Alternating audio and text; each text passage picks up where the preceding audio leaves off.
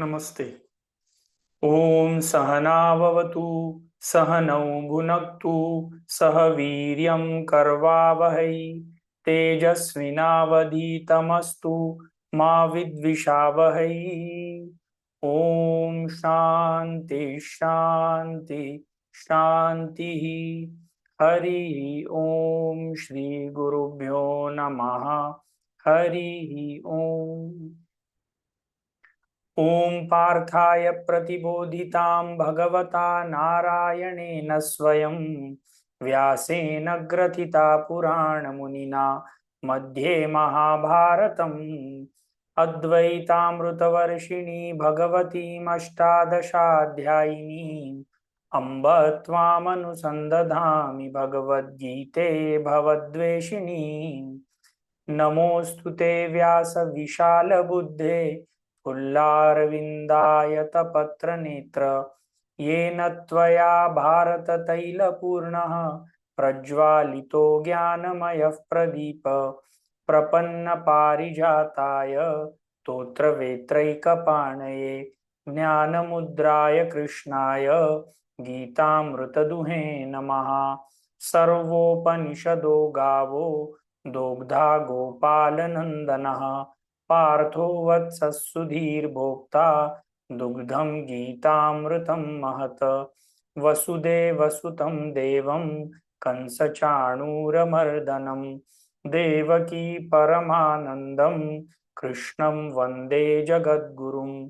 भीष्मद्रो द्रोणतटा जयद्रथजला गान्धारी नीलोत्पला शल्यग्राहवती कृपेण वहनी कर्णेन वेलाकुला अश्वत्थामविकर्णघोरमकरा दुर्योधनावर्तिनी सोत्तीर्णा खलु पाण्डवैरणनदी कैवर्तकः केशवाः पाराशर्यवचः सरोजममलं गीतार्थगन्धोत्कटं नानाख्यानककेसरं हरिकथा सम्बोधनाबोधितं लोके सज्जन षट्पदैरहरः पेपीयमानं मुदा भूयात् भारत पंकजं कलिमलं प्रध्वंसी न श्रेयसे मूकं करोति वाचालं पंगुं लंघयते गिरिं यत्कृपातमहं वन्दे परमानन्दमाधवं यं ब्रह्मा वरुणेन्द्र रुद्रमरुतः स्तुन्वन्ति दिव्यैस्तवैः वेदैः साङ्गपदक्रमोपनिषदैः गायन्ति यं सामगाः ध्यानावस्थिततद्गतेन मनसा पश्यन्ति यं योगिनो यस्यान्तं न विदुःसुरासुरगणा देवाय तस्मै नमः।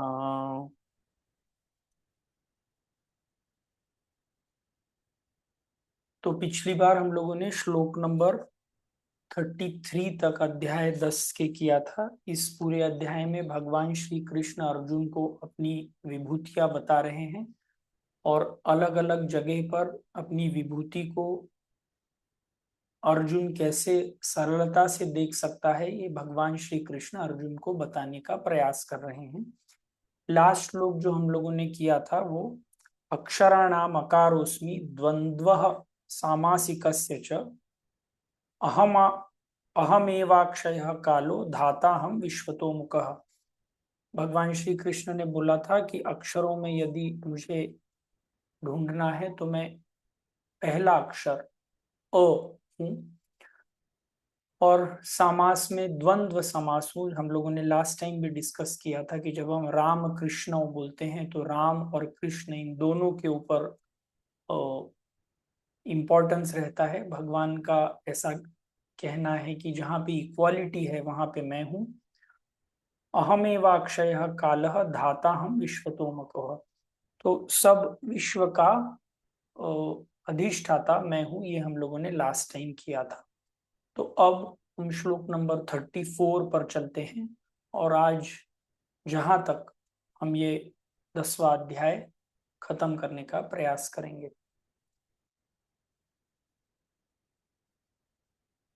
मृत्यु सर्वहरश्चाहम् उद्भवश्च भविष्यताम् कीर्ति श्रीवाक्य नारीणाम् स्मृतिर्मेधा धृति क्षमा मृत्युः सर्वहरः च अहम् उद्भवः च भविष्यताम् कीर्तिः श्रीवाक् च नारीणाम् स्मृतिः मेधा धृतिः क्षमा। तो अब भगवान श्री कृष्ण बताना शुरू करते हैं कि मृत्यु जो फाइनली हर एक चीज को अपने में हर लेती है, वो भी मेरी एक विभूति है। कई बार जब हम ऐसे सोचते हैं कि किसी की डेथ हो जाती है, किसी की मृत्यु हो जाती है, अगर इस चीज को ईश्वर की कृपा मान करके सोचा जाए तो किसी की भी मृत्यु जब होती है तो क्षणिक दुख तो होता है, पर अगर मान लीजिए मृत्यु न हो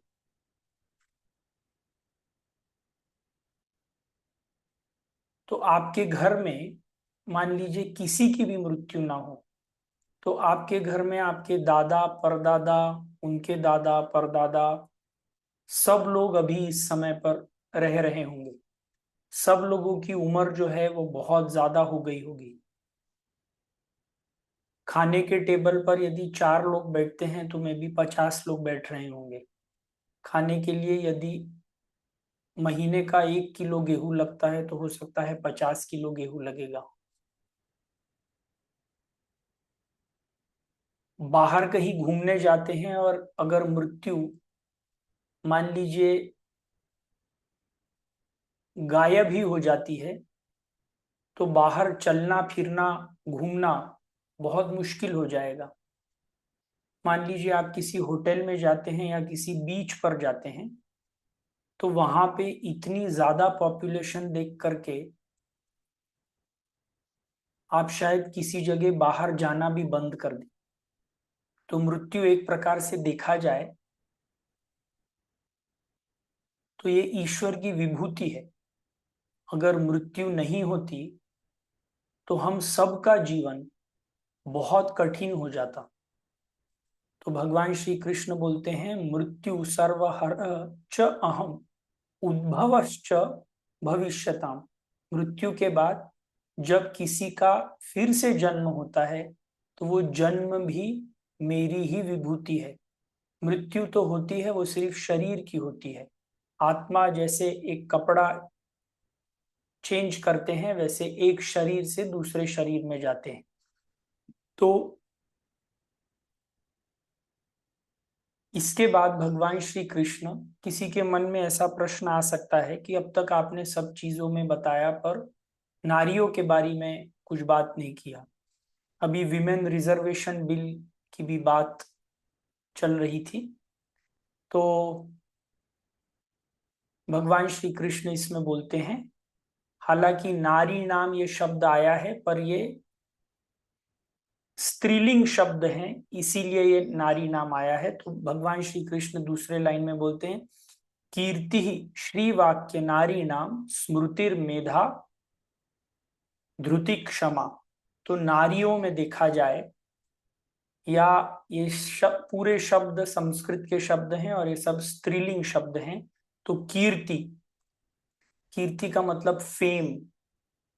कोई जब बहुत जाना माना पॉपुलर व्यक्ति हो जाता है, इसमें से कोई एक चीज भी, एक क्वालिटी भी किसी मेल में या किसी फीमेल में आ जाए तो एक क्वालिटी के हिसाब से ही आप इस पूरे जग में फेमस हो सकते हैं। तो जब कोई कीर्तिमान होता है, या श्री वाक्य, श्री वाक्य मतलब हम लोगों से अच्छी बात करते हैं, हमारी वाणी मधुर है। कुछ लोग ऐसे रहते हैं जो टीवी पर या किसी नाटक में, यदि आप देखें तो अमिताभ बच्चन जी की आवाज बहुत अच्छी है, लता मंगेशकर जी की आवाज बहुत अच्छी है। अच्छी थी। तो जो आवाज भी है, मधुरता आवाज में, ये भी भगवान श्री कृष्ण की विभूति है। मेधा का अर्थ रहता है कि हम जो कुछ भी पढ़ते हैं वो हम अपने जिंदगी में कितनी पूर्णता से लेकर के आ सकते हैं, इसको मेधा बोलते हैं। ध्रुति, ध्रुति का मतलब जब हम कोई कार्य करना शुरू करते हैं तो उस कार्य में हमको डिफिकल्टीज आती है, डिफिकल्टीज आने के बाद भी उस कार्य के पीछे लगे रहना, इसको धृति बोलते हैं। और क्षमा, हम पहले भी डिस्कस कर चुके हैं, क्षमा जो है वो वीर लोगों का आभूषण रहता है। किसी को क्षमा कर देना ये कायरता का लक्षण नहीं है, ये वीरता का लक्षण है। तो ये जो सब क्वालिटीज बताई गई हैं, कीर्ति, श्रीवाक, स्मृति, स्मृति मतलब मेमोरी, अच्छी मेमोरी, मेधा, धृति और क्षमा, ये सब ईश्वर की दी हुई क्वालिटीज हैं जो हमें कभी कभी दिखाई देती हैं। यदि हमको ये जब क्वालिटीज हमें दिखाई देती हैं तो ये याद रहे कि ये हमारी क्वालिटी नहीं, ये ईश्वर की क्वालिटी है जो हम इस्तेमाल कर रहे हैं। तो हमारे जीवन में भक्ति, हमारे जीवन में उदारता और हमारे जीवन में सरलता आती है। यदि हम ऐसा सोचें कि ये जो कुछ है ये सब मेरे करने के कारण है, मेरी मेहनत के कारण है, तो हम और अपने ही चीजों में गर्व करने लगते हैं, और जैसे ही गर्व करने लगते हैं वैसे ही हमारा पतन शुरू हो जाता है। तो हमको जब कोई व्यक्ति बहुत अच्छा बात करते हुए दिखता है, कोई व्यक्ति ऐसा दिखता है जो बहुत चीजों को अच्छी तरह समझ सकता है, बहुत अच्छी तरह समझा सकता है, तो इसमें भी ईश्वर की कृपा ही देखनी चाहिए। ये उस व्यक्ति के लिए ज्यादा इंपॉर्टेंट है, ना कि दूसरे के लिए। दूसरा व्यक्ति तो ऑब्वियसली उस व्यक्ति की तारीफ करेगा, पर जिस व्यक्ति की तारीफ हो रही है उसको ये पता होना चाहिए कि ये तारीफ मेरी नहीं, ये ईश्वर के दिए हुए गुणों की तारीफ हो रही है। और जब कोई तारीफ करते हैं तो ईश्वर का गुणगान करना चाहिए कि उसने मुझे ऐसा पात्र समझा कि ये क्वालिटी मुझ में आ सके। तो यदि ऐसा हो तो जिंदगी सफल और जिंदगी मधुर होती है। अगर हमको ऐसा लगे कि सब चीजें हमारे द्वारा ही की गई हैं तो जिंदगी में सिर्फ दुख और गर्व होता है। तो श्लोक नंबर 35, बृहत् साम तथा सामनाम गायत्री छंदसामहम मासानां मार्गशीर्षोऽहं ऋतूनां कुसुमाकरः। बृहत्साम तथा सामनां गायत्री छंदसामहं मासानां मार्गशीर्षः अहं ऋतूनां कुसुमाकरः। तो वेद के जो मंत्र हैं वो अलग अलग प्रकार के मंत्र हैं, और बृहत साम जो मंत्र है वो सबसे मधुर माना गया है। तो बोलते हैं कि वेदों में जो मंत्र है उसमें बृहत साम मैं हूं। और जब कोई भी हम संस्कृत में कुछ पढ़ रहे हैं, कोई पोएट्री पढ़ रहे हैं, तो उसको एक छंद, एक मीटर में बांधा जाता है। जैसे म्यूजिक में राग होते हैं वैसे एक मीटर, अलग अलग प्रकार के मीटर रहते हैं। गायत्री होता है, अनुष्टुप छंद होता है, बाकी के बहुत सारे होते हैं। तो उसमें बोलते हैं कि इन सब मीटर्स में मैं गायत्री गायत्री हूं। मासा नाम मार्ग शीर्षोहम ऋतु नाम कुसुमाकरः। तो हिंदू कैलेंडर के हिसाब से हमारे जो अलग अलग मास हैं, जो हमारे मंथ्स हैं, हम सोलर कैलेंडर जो इंग्लिश कैलेंडर है वो तो सब लोगों को पता है, जनवरी, फरवरी, मार्च, अप्रैल, मई, जून, जुलाई से लेकर के दिसंबर तक, ये सिर्फ सन की मूवमेंट के हिसाब से टाइम दिया गया है। अर्थ कितने समय में सन का एक रेवोल्यूशन करती है, उसके हिसाब से कैलेंडर दिया गया है। जो हिंदू कैलेंडर है वो सन का और मून का मूवमेंट दोनों साथ में लेकर के कैलेंडर देता है। तो मैं सिर्फ इन महीनों के नाम आपके लिए पढ़ देता हूँ। बहुत सारे लोगों को हिंदू कैलेंडर क्या है, बहुत सारे लोगों को पता भी नहीं है। तो चैत्र, वैशाख, ज्येष्ठ, आषाढ़, श्रावण, भाद्रपद, अश्विन, कार्तिक, मार्गश्रेष्ठ, पौष, माघ और फाल्गुन, ये हिंदू कैलेंडर के महीने रहते हैं। और हिंदू कैलेंडर में मून के मूवमेंट के हिसाब से अप्रोक्सीमेटली 29.5 डेज का एक महीना रहता है। तो इसीलिए हर दूसरे या तीसरे मंथ में एक अधिक मास रहता है। जैसे इंग्लिश कैलेंडर में एक लीप ईयर रहता है, वैसे हिंदू कैलेंडर में एक अधिक मास रहता है। 2 या 3 वर्षों में ये जो 29.5 डेज है, इसको इक्वलाइज करने के लिए हम एक मंथ और ऐड करते हैं। तो इसमें भगवान श्री कृष्ण बोलते हैं मासा नाम मार्ग शीर्षोहम। तो मार्ग शीर्ष, मार्ग मतलब पथ, शीर्ष मतलब सबसे अच्छा। तो बोलते हैं कि मैं महीनों में मार्ग शीर्ष हूं। इस महीने में बोलते हैं कि आप ज्यादातर, हम हमारी आध्यात्मिक जो क्रियाएं रहती हैं, जो भक्ति रहती है, ये सब इस महीने में ज्यादा की जाती हैं। ऋतु नाम कुसुमाकर, ऋतु नाम मतलब जो सब सीजन्स में रहते हैं उसमें मैं Kusumakar, I am the spring season when everything comes to life. जब सब में पेड़ों में फूल आने लगते हैं, जब कोपलें आने लगती हैं, तो इट इंडिकेट्स ग्रोथ। तो इन सब महीनों में, इन सब ऋतुओं में मैं कुसुमाकर, वसंत, या उसको स्प्रिंग सीजन भी बोलते हैं। तो अब श्लोक नंबर 36, ये थोड़ा सा आप हम सब के लिए एक सरप्राइजिंग भी हो सकता है कि अब भगवान श्री कृष्ण क्या बोल रहे हैं।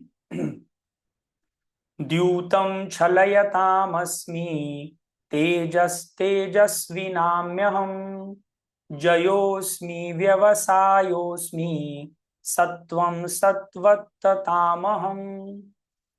द्यूतं छलयतामस्मि तेजः तेजस्विनाम अहम जयः अस्मि व्यवसाय व्यवसायः अस्मि सत्वं सत्ववत्ताम अहम।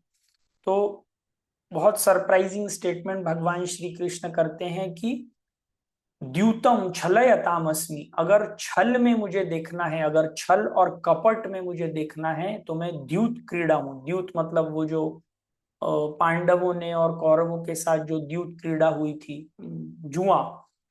तो अगर तुम्हें मुझे छलों में देखना है तो आई एम दिस द्यूत क्रीड़ा।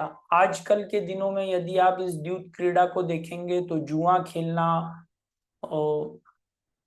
मैच फिक्सिंग करना, या लॉटरी लगाना, ये सब चीजें होती हैं। पर इसमें हमको एक बात ध्यान रखनी चाहिए कि भगवान की यदि ये विभूति भी हुई तो भी this is not a thing to be followed. जैसे हम लोगों ने पहले बोला था कि जब एक चीज बहुत चीजों में विस्तारित हो जाती है तो उसको हम विभूति बोलते हैं, और बहुत सारी चीजें जब एक में आ जाती हैं तो हम उसको योग बोलते हैं। उसके हिसाब से यदि हम देखें तो पानी को यदि आप उसमें मट्टी डाल दें तो वो कीचड़ बन जाता है। कीचड़ भी एक पानी की विभूति है। पर क्या हम कीचड़ की पूजा करते हैं? नहीं करते। सिमिलरली, जो पावर है जिससे हम कोई छल कर रहा है, वो पावर तो भगवान श्री कृष्ण की ही है। पर ये एक ऐसी चीज नहीं है जिसको हमको फॉलो करनी चाहिए। तो भगवान तो सब जगह हैं, छल में भी हैं, प्रेम में भी हैं, भक्ति में भी हैं। तो हमको उसमें क्या अपने लिए अच्छा है, ये देख करके फॉलो करना चाहिए। द्यूतम छलयताम अस्मि तेजस तेजस्वी नाम हम, जो तेजस्वी लोगों में जो तेज रहता है, जो कुछ लोग ऐसे रहते हैं जो ओलंपिक में मेडल दर मेडल जीत लेते हैं, कुछ लोग ऐसे रहते हैं जो बैडमिंटन में ओलंपिक्स में year after year they become champions, कोई स्विमिंग बहुत अच्छा करता है। तो ये सब भी this is the manifestation of the lord in them, it is not their own quality. जयोस्मी व्यवसायस्मी, जो लोग अपने व्यवसाय में, जो लोग अपने काम में बहुत सक्सेसफुल रहते हैं, उसमें भी जो ये काम में सक्सेसफुल होने की जो क्वालिटी है, दैट इज गॉड्स क्वालिटी। सत्वम सत्वत्तामहम, जो गुडनेस, जो लोगों में अच्छाई रहती है, जो सात्विक लोगों में जो सात्विक क्वालिटी रहती है, that is also a manifestation of the infinite God. तो कहने की बात यह है कि हर एक चीज में जो अच्छी है, अगर उस अच्छी चीज को हम हमारी समझने लगते हैं, तो we become more and more small, more and more proud. अगर वही चीज ईश्वर की दी हुई है, तो हमारा उस चीज के ऊपर गर्व खत्म होने लगता है, and life becomes much more simpler and easier. अब श्लोक नंबर 37 में वृषीणां वासुदेवोऽस्मि पाण्डवानां धनञ्जयः मुनीनाम्यहं व्यासः कवीनामुशना कविः। वृषीणां वासुदेवः अस्मि पाण्डवानां धनञ्जयः मुनीनाम् अहम व्यासः कवीनाम उशना कवि। वृषीणाम, तो भगवान कृष्ण का जो वंश था वो वृष्णि वंश था।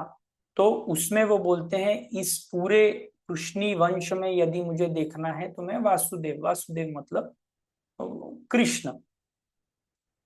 पांडवा नाम धनंजय, तो बोलते हैं अगर तुमको मुझे पांडवों में देखना है तो मैं तुम हो। मैं कई बार ये सोचता हूं कि जब भगवान श्री कृष्ण ने ऐसा अर्जुन को बोला होगा कि अगर पांडवों में तुमको मुझे देखना है तो मैं तुम हूं, उस समय अर्जुन की क्या हालत हुई होगी, मुझे नहीं समझ में आता। अगर आपका गुरु बोले कि सब लोगों में अगर सबसे प्रिय कोई है तो तुम हो, तो ये कितनी बड़ी बात हो जाती है। हम गुरु तो सब लोगों को, अपने गुरु सबको प्रिय रहते हैं, पर कोई गुरु को यदि प्रिय है तो it is such a good thing which कोई अभ्यासी अपने गुरु से सुन सकता है। पांडवा नाम धनंजय मुनि नाम अहम व्यासः। तो हम जब ये भगवत गीता का ध्यान श्लोक शुरू करते हैं तो हम अर्जुन, कृष्ण और वेद व्यास, इन सब की स्तुति करते हैं। तो कहा जाता है कि जब ये भगवत गीता बोली जा रही थी तो कृष्ण, अर्जुन और व्यास, ये तीनों भगवान की विभूतियां थे। कृष्ण भगवान खुद थे और अर्जुन और व्यास उनकी विभूतियां थी। तो देखा जाए तो भगवान कृष्ण ने ही भगवत गीता बताई, उन्होंने ही लिखी और उन्हें ही सुनाई गई। तो जब बताने वाला, सुनने वाला और लिखने वाला, इन तीनों का जब एकत्व हो जाता है, then that is the unity which Lord Krishna is talking about over here. कवि नाम उशना कवि, तो उशना जो ये नाम है, ये शुक्राचार्य जी का नाम है। शुक्राचार्य जी जो थे वो दानवों के, राक्षसों के गुरु थे। और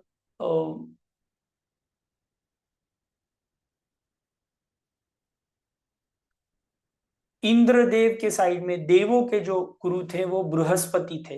तो देखा जाए तो बृहस्पति भी भगवान श्री कृष्ण की विभूति है, और उशना कवि, उशना कवि मतलब शुक्राचार्य भी भगवान श्री कृष्ण की ही विभूति है। तो दोनों तरफ, चाहे वो कोई अच्छा कर रहा हो या कोई खराब कर रहा हो, it is always a manifestation of the lord. What we have to follow, that we have to see. श्लोक नंबर 38. दंडो दमयतामस्मि नीतिरस्मि जिगीषिताम् मौनं चैवास्मि गुह्यानां ज्ञानं ज्ञानवतामहं. दंडः दमयतामस्मि नीतिः अस्मि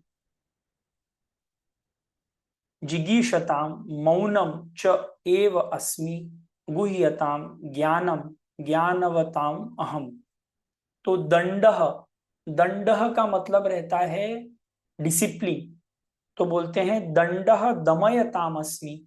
जो लोग किसी पावरफुल पोजीशन के ऊपर पहुंच जाते हैं, जैसे प्राइम मिनिस्टर या प्रेसिडेंट ऑफ इंडिया, या आप घर के किसी के, अगर आप घर में सबसे मोस्ट सुपीरियर हैं, तो उनसे जो डिसिप्लिन निकलता है, वो डिसिप्लिन भी मेरी एक विभूति है. तो जब हम किसी को डिसिप्लिन कर रहे हैं, तो ये याद करके रखना चाहिए कि ये जो पावर है ये ईश्वर की पावर है और इसको सही तरीके से और सही मायने में यूज करना चाहिए.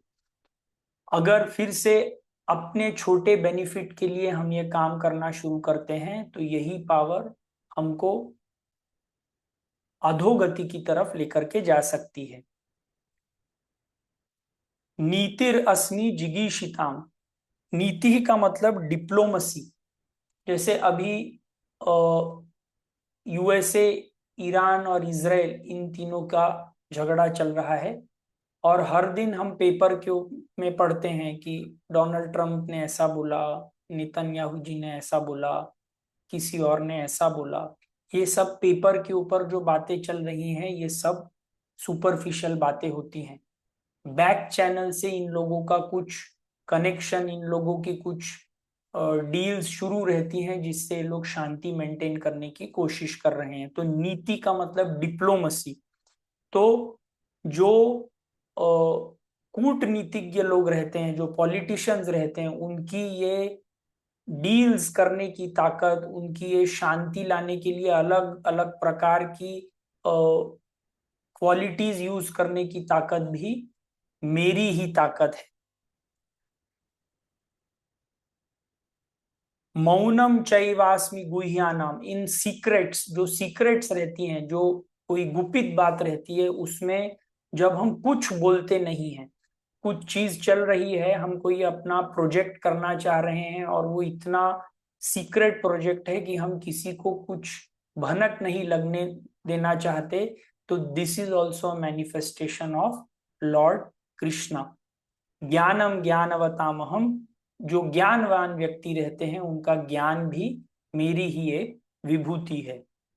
तो अब इतना बताने के बाद भगवान श्री कृष्ण को भी लगता है कि अब कितना बताऊंगा, मेरा तो कोई मतलब ये बताने का कुछ अंत ही नहीं है. अर्जुन को सब चीजों में मैं कैसे दिखूं, मेरी अपनी कोशिश है, मैं बताने की कोशिश कर रहा हूं, पर अब इससे ज्यादा मैं क्या ही बताऊं.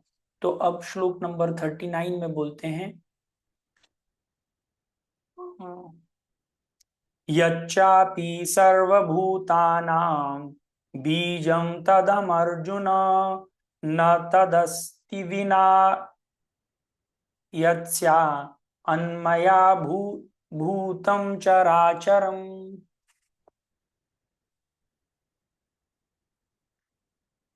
यत् च अपि सर्वभूतानां बीजं तत् अहम अर्जुनः न ततस्ति विना यत् स्यात् मया भृतं चराचरम्. तो अब वो बोलते हैं, अर्जुन, मैं तुमको क्या क्या चीजें बताऊं, जो भी कुछ तुमको दिखता है, लिविंग, नॉन लिविंग, जड़, चेतन, उन सब का जो बीज है, उन सब का जो इसेंस है, वो अर्जुन मैं ही हूं. मेरे अलावा इस विश्व में कोई भी चीज नहीं है. जब हम कोई एक पेड़ को देखते हैं, तो वो पेड़ तभी आया है जब उसमें एक पहले दिन कोई एक बीज था. वो बीज आज दिखता नहीं है, पर पेड़ का रूट, स्टेम्स, लीव्स, फ्रूट्स दिखते हैं। हम सब चीजें, बाहरी चीजें देखते हैं, पर जो बीज के कारण ये हुआ है, अगर वो बीज ना होता तो ये पेड़ पूरा एग्जिस्टेंस में नहीं आ सकता। तो उसी तरह भगवान श्री कृष्ण बोलते हैं कि अर्जुन, तुम जो कुछ भी देख रहे हो, जो कुछ भी महसूस कर रहे हो, जो कुछ भी पास्ट में है, जो कुछ भी प्रेजेंट में है, जो कुछ भी फ्यूचर में आएगा, उन सब का जो बीज है, जो अव्यय बीज है, जो सदैव वैसा ही रहता है, वो बीज मैं हूं। और मैं भी तुमको मेरी विभूतियों के बारे में कंप्लीटली नहीं बता सकता, क्योंकि मेरी विभूतियां अनंत हैं। I cannot limit my self, I am limitless. तो इतना बता रहा हूं। तो नेक्स्ट श्लोक में बोलते हैं कि नान्तोऽस्ति मम दिव्यानां विभूतीनां परन्तप, एष तद्रेशतः प्रोक्तो विभूति विस्तरो मया। न अंतः अस्ति मम दिव्यानां विभूतीनां परन्तपः, एषः तु उद्देश्यतः प्रोक्तः विभूतः विस्तरः मया। तो बोलते हैं अर्जुन, मेरी विभूतियों का कोई अंत नहीं है, पर मैंने ये सब चीजें तुमको एक छोटे से एग्जाम्पल के लिए दी हैं, ताकि तुम समझ पाओ। और फाइनली अगर तुमको एक चीज ही समझनी है, तो मैं ये आखिरी का श्लोक बताता हूं। यत् यत् विभूतिमत् सर्वं श्रीमत् ऊर्जितमेव वा, तत्तत् एव अवगच्छ त्वं मम तेज संभवम्। तो ये लास्ट श्लोक भगवान श्री कृष्ण बोलते हैं, यद यद विभूतिमत सत्वम श्रीमत ऊर्जितम एव वा, तत्तत् एव अगच्छत्वम मम तेजस्म संभवम। तो बोलते हैं कि अगर तुमको एक शब्द में मुझे सब चीजें बतानी है, तो तुम इस लाइफ में जो भी अच्छा है, जो भी ब्यूटीफुल है, जो भी महान है, वो सब मुझी से आते हैं। और मेरे सिवा इस जग का उत्पत्ति होना, स्थिर होना और विलय होना संभव नहीं है। तो हमारे लिए चैप्टर नंबर 10 से अगर एक टेक अवे पॉइंट है, तो इट इज दैट कि जो कुछ भी हम में अच्छा दिख रहा है अथवा दूसरों में अच्छा दिख रहा है, ज्यादा महत्व है जो हम में अच्छा दिख रहा है वो हमारा नहीं है, वो ईश्वर की विभूति है। और जो दूसरे में अच्छा दिख रहा है वो भी ईश्वर की ही विभूति है। तो हर एक चीज में जो भी अच्छा दिख रहा है, उसके उसे ईश्वर की कृपा मान करके उसके प्रति भक्ति बढ़ाते हुए अपनी जिंदगी आगे लेते हुए जाएं। तो श्लोक नंबर 42, लास्ट श्लोक। अथवा बहुनैतेन किं ज्ञातेन तवार्जुन, विशिष्ट्या विशिष्टभ्य अहम इदं कृत्स्नम् एकांशेन स्थितः।